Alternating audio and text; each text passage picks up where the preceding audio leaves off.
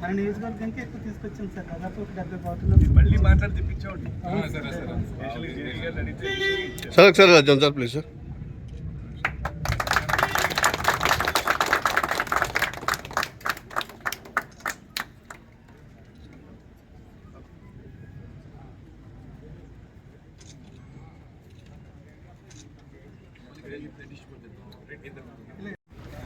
Next తర్వాత Maddala Sunarayana garu.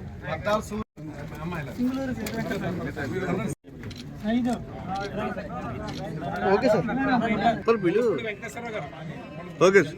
Okay sir. Okay sir. Okay sir. Davidraj garu. Peddana Singuluri Veera Venkata Durga Rao garu. Sir ఎలా sir please sir.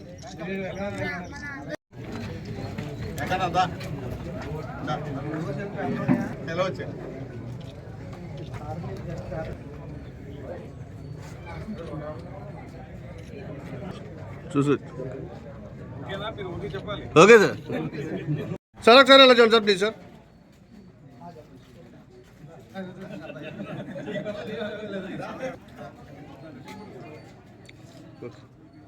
Okay sir.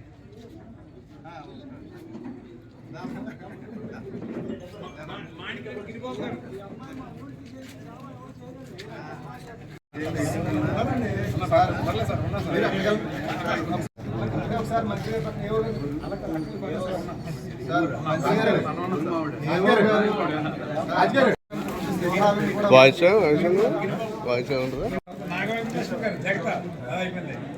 Ganapati garu, Nagamani, చెరుకు నాగమణి గారు.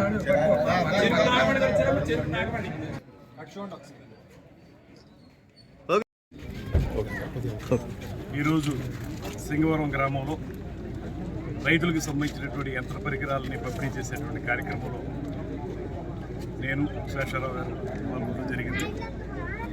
ఈ కార్యక్రమంలో రైతులందరికీ కూడా ఈ నియోజకవర్గం మొత్తం మీద ఒక 100 యంత్ర పరికరాలని పంపిణీ చేశారు. ఈ నియోజకవర్గం ముఖ్యంగా వ్యవసాయ ఆధారిత నియోజకవర్గం. తూర్పుగోదావరి జిల్లా విభజిత తూర్పుగోదావరి జిల్లాలో చూస్తే ఎడదోలు నియోజకవర్గం ఎక్కువ వ్యవసాయం సాగు చేసేటువంటి నియోజకవర్గం. ఇక్కడ వరి దిగుబడి కూడా చాలా ఎక్కువ ఉంటుంది. అదేవిధంగా రైతాంగం కూడా చాలా పెద్ద ఎత్తున ఉన్నారు. అందులో కూడా మార్జినల్ ఫార్మర్స్ చాలా ఎక్కువ ఉన్నారు. వీరందరికీ కూడా సహకారం అందించాలనేటువంటి ఆలోచనతో రాష్ట్ర ప్రభుత్వం ముఖ్యమంత్రి చంద్రబాబు నాయుడు గారి నేతృత్వంలో, అదేవిధంగా ఉప ముఖ్యమంత్రి పవన్ కళ్యాణ్ గారి నేతృత్వంలో రైతులకు ఉపయోగపడే కార్యక్రమాలను చేపట్టడం జరుగుతూ ఉంది. అందులో భాగంగానే రైతు సేవా కేంద్రాలను ఏర్పాటు చేయటం, వాటి ద్వారా ఈ ధాన్యం కొనుగోలు కార్యక్రమాలను చేపట్టడం, వాటితో పాటు వారికి అవసరమైనటువంటి యంత్ర పరికరాలని అందించడానికి చేసే ప్రయత్నంలో భాగంగా ఇవాళ మొత్తంగా చూసుకున్నట్లయితే ముందులో కొన్నే ఉన్నప్పటికీ కూడా మళ్ళీ మాట్లాడి జేడీ గారితోనూ ఇతర అధికారులతో మాట్లాడి పెద్ద సంఖ్యలో ఈ నియోజకవర్గానికి యంత్ర పరికరాలు పంపిణీ చేయడం జరుగుతూ ఉంది.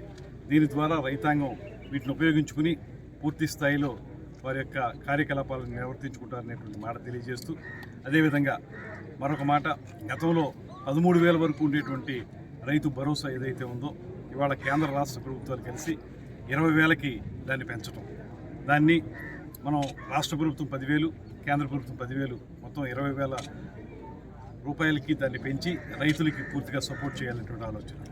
దాంతోపాటు తూర్పుగోదావరి జిల్లా మొత్తం మీద 3,30,30,000 టన్నులు, 30,000 మెట్రిక్ టన్నులు మనకు ధాన్యం కొనుగోలు చేసినట్లయితే, ఆ టార్గెట్ ఉన్నట్లయితే అందులో ప్రమాణమే 1,30,000 వరకు మన ఎడదోలు నియోజకవర్గంలో మనం తీసుకోవడం జరిగింది. ఇంకా అయినప్పటికీ కూడా చాలామంది రైతాంగం దానికోసం వెయిట్ చేస్తూ ఉన్నారు టార్గెట్లు పెంచమని. తప్పనిసరిగా నిన్ననే మళ్ళీ civil supplies minister Shri Nadendla Manohar గారితో మాట్లాడడం జరిగింది. తప్పకుండా మళ్ళీ మిగతావి కూడా మనం కొనే విధంగా ముందుకు తీసుకెళ్ళడానికి కార్యక్రమాన్ని రూపొందిస్తున్నారు. తప్పనిసరిగా రైతులందరికీ అందుబాటులో ఉంటాం. అదేవిధంగా మన ఈ ఇన్పుట్ సబ్సిడీ జూలైలో జరిగినటువంటి పంట నష్టాన్ని ఎర్రకాలం పంట నష్టం సందర్భంగా ఇన్పుట్ సబ్సిడీ ఇస్తామనేటువంటి మాట ఆ రోజు అగ్రికల్చర్ మినిస్టర్ అయినటువంటి అచ్చెన్నాయుడు గారు, అదేవిధంగా హోమ్ మినిస్టర్ శ్రీమతి అనిత గారు వచ్చి చెప్పారు. ఆ రోజు మేము కూడా మాట్లాడాం, నేను శేషారావు.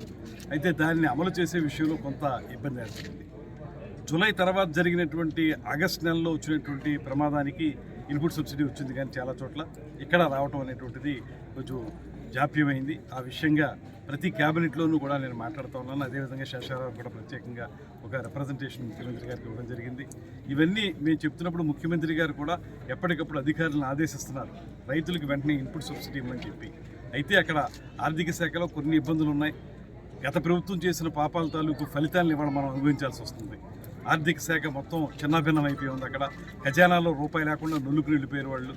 ఆ సందర్భంలో కొంత డబ్బు సర్దుబాటు చేయడం అనేది ఇబ్బంది అయినప్పటికీ కూడా మొన్న గట్టిగా సీఎం గారు క్యాబినెట్లో చెప్పినప్పుడు సిఎస్ గారికి చెప్పారు పని, చీఫ్ సెక్రటరీ గారికి. వారు దాన్ని చూస్తున్నారు. మరొక వారం రోజుల్లో ఆ ఇన్పుట్ సబ్సిడీ కూడా తప్పనిసరిగా రైతాంగానికి అందజేస్తాం. మనకి ఎప్పటికప్పుడు ఈ ఎర్రకాలం ప్రమాదం పొంచుంది కనుక దీనికి సంబంధించి కూడా ఒక దీర్ఘకాలిక ప్రణాళికతోటి ఎర్రకాలం నుంచి ముంపు రాకుండా ఉండేదానికి కూడా ఒక ఆలోచనలు చేస్తూ ఉన్నాం. కొంచెం రాష్ట్రంలో ఆర్థిక పరిస్థితి కుదుటపడ్డ తర్వాత ఇవన్నీ వరుసగా ఈ కార్యక్రమాలు చేసుకుంటూ వెళ్తాం. ఎల్లుండి జరిగేటువంటి క్యాబినెట్లో మళ్ళీ మాట్లాడి ఖచ్చితంగా ఈ ఇన్పుట్ సబ్సిడీ కూడా వచ్చేదానికి అవకాశాలు తీసుకుంటాం.